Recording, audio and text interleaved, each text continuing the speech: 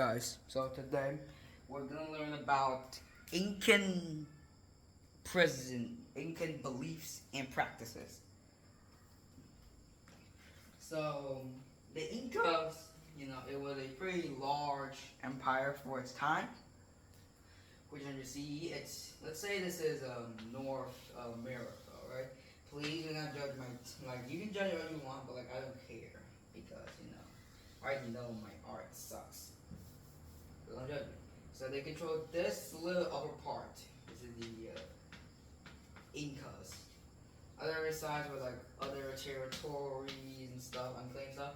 So the Incas lived here. They had couple 100,000 people, so and so, between 100,000 to about a million, which is a reasonable amount for its time because, of course, it's the 1400s. So this number was historically accurate. So they believed in 12 gods, which I will not name because, of course, I'm not Incan. I can't pronounce these words. But the Incas had one problem. They had no written language.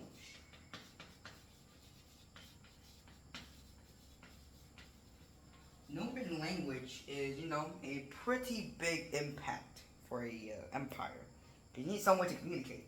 So they came with a little pre-made, is that they had runners.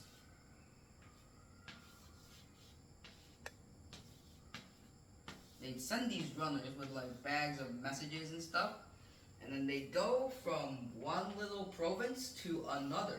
They memorize it, and then they go there as fast as they can. Sometimes not on foot, sometimes on horses and stuff, but still they call it runners because they're extremely fast, and they have a point. But here is where something new happened, right? There are some beliefs, right?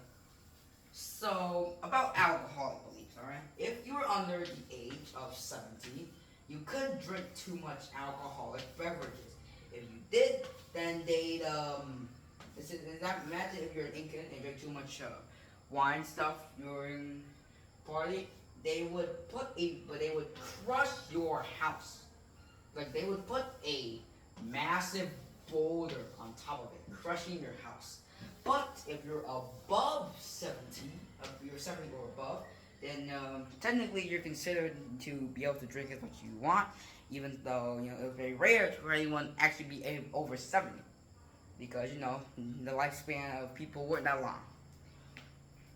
Two is that this is how they torture war prisoners.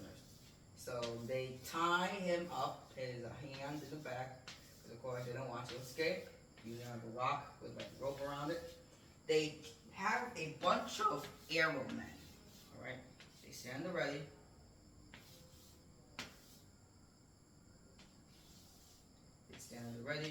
And then they shoot arrows into basically every single part of the body, save for the head and the heart, which they save for last, ensuring the most gruesome death.